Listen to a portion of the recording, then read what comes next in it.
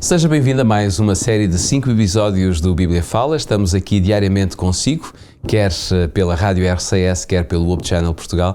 E estamos cá porque gostamos de estudar a Bíblia, gostamos de a abrir e sentir e perceber sobretudo o que Deus tem para nos dizer. Temos vindo a falar das epístolas de Pedro, temos vindo a estudar com o Pedro Esteves aquilo que Pedro escreveu, quer na primeira, quer na segunda epístola, e por isso lanço-lhe o desafio, se tiver a sua Bíblia consigo, abra a sua Bíblia em segunda de Pedro, segunda epístola de Pedro, para logo no capítulo 1 lermos os primeiros 3 versículos. Segunda de Pedro, capítulo 2, não capítulo 1, capítulo 2, versículos 1 a 3, assim é que é.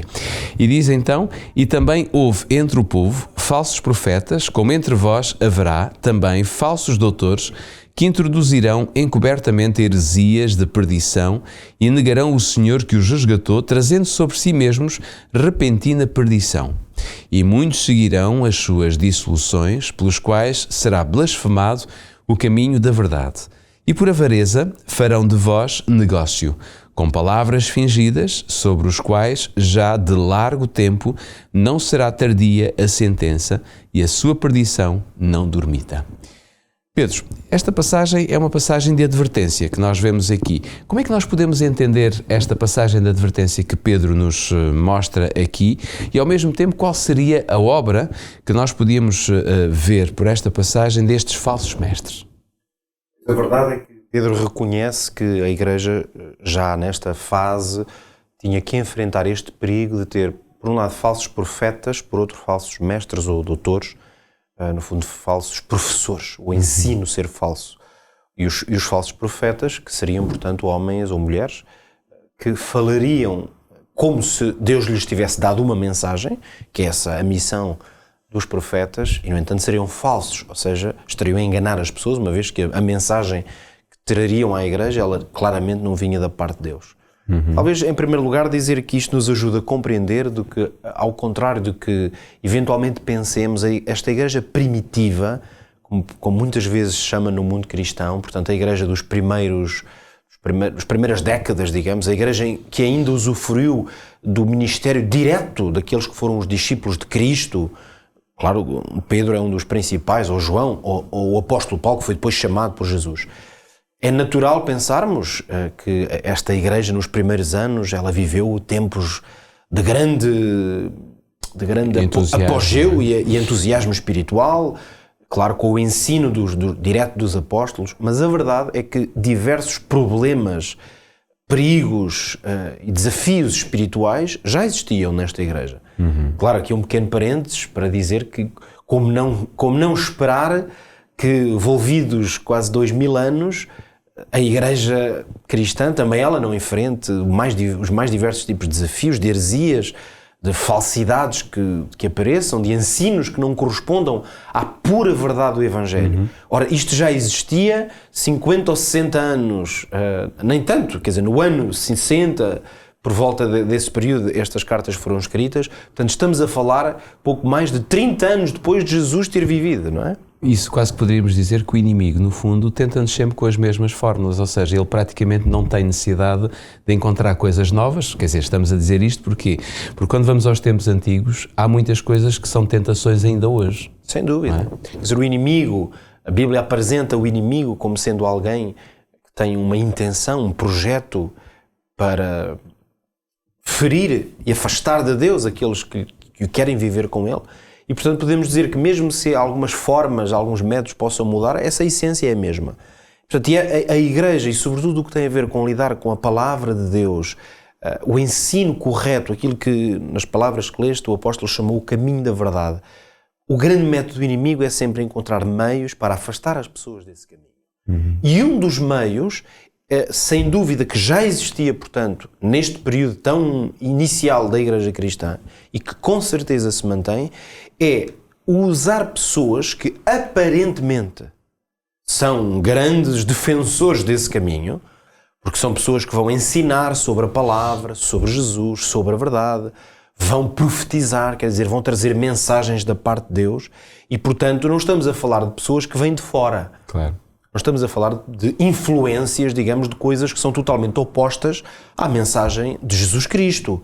porque isso talvez fosse mais fácil, embora por vezes também seja um grande engodo, mas eventualmente para um crente que estivesse mais enraizado e que tivesse amor e zelo pelas coisas de Deus, claro, quando ele vê coisas que claramente são de uma influência oposta, possivelmente ele já se põe de pré-aviso, está mais vigilante. Claro. Mas é mais difícil para a igreja, no sentido da comunidade e cada crente, é mais difícil resistir a certos engodos que vêm com uma capa, chamemos-lhe assim, de verdade. É por isso que esta ideia de falsos mestres, ela diz respeito a quê? Portanto, a pessoas que ensinam a palavra de Deus, ou seja, pessoas cujo conteúdo do ensino é o mesmo do que o ensino de Jesus ou o ensino dos apóstolos. No entanto, a mensagem, ela é errada. Agora, porquê é que o apóstolo Pedro se deu ao cuidado de escrever e alertar a igreja sobre isto? É porque havia seguramente, já nesta altura, pessoas que seguiam estes falsos mestres, que ouviam e davam atenção à voz desses falsos profetas. E é aqui que, claro, o alerta tem que ser feito. Nós temos de ter consciência disto. Aqueles que agem neste reino da falsidade, digamos assim, e agem, portanto, abaixo dos princípios do inimigo de Deus, há uma característica que está bem patente desde o início. Se lermos a Bíblia, ela mostra-nos isso desde a tentação de Eva e de Adão, de que o inimigo age de forma dissimulada.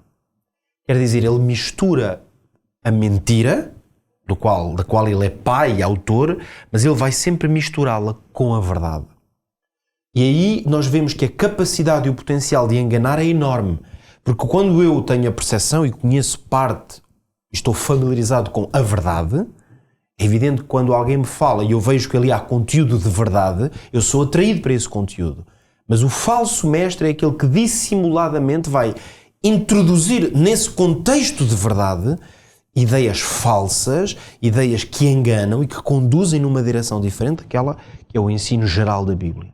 E por isso é que, de facto, misturar o erro com a verdade é uma grande arma que Satanás tem usado desde o princípio. E é curioso ver que Pedro alerta claramente que, por avareza, farão de vós negócio, ou seja, a perspectiva de que as pessoas depois até se vão escravizar, digamos, nesse seguimento, não é?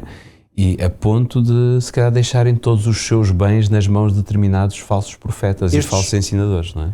No fundo, a ideia-chave é que estes falsos profetas, estes falsos mestres, agem por interesse próprio. Se há uma coisa que nós aprendemos no Evangelho, e em especial com Jesus Cristo, é que a base mesmo da soberania de Deus e do reino de Deus é o altruísmo. Isso deve manifestar-se na vida do crente, aliás, em todas as dimensões. E em especial na vida daqueles que ensinam, que têm papéis de responsabilidade maior. Ou seja, essa ação, esse ministério, aquilo que cada um se sente chamado, não é para benefício próprio, não é para engrandecimento próprio ou para proveito próprio. Pelo contrário, os verdadeiros mestres de Deus, no seu ensino, na sua ação, muitas vezes fazem-no com prejuízo próprio, seja da sua vida pessoal, material ou o que seja, fazem-no num sentido de missão, não para benefício próprio. Ora, é por isso que uma das maneiras mais claras de entender o conceito e a prática do falso mestre, do falso professor, do falso pastor, do falso profeta, é aquele que se percebe que no fim de contas tem um interesse próprio. Esse interesse próprio, aliás, não tem que ser medido em bens materiais. Muitas vezes esse interesse próprio ele pode ser medido no sentido de uma pessoa que quer mostrar-se, quer ganhar evidência, quer estar acima dos outros, quer mostrar a sua sabedoria. Quer dizer, é por isso que isto, na verdade, temos que o admitir, é um engodo que está...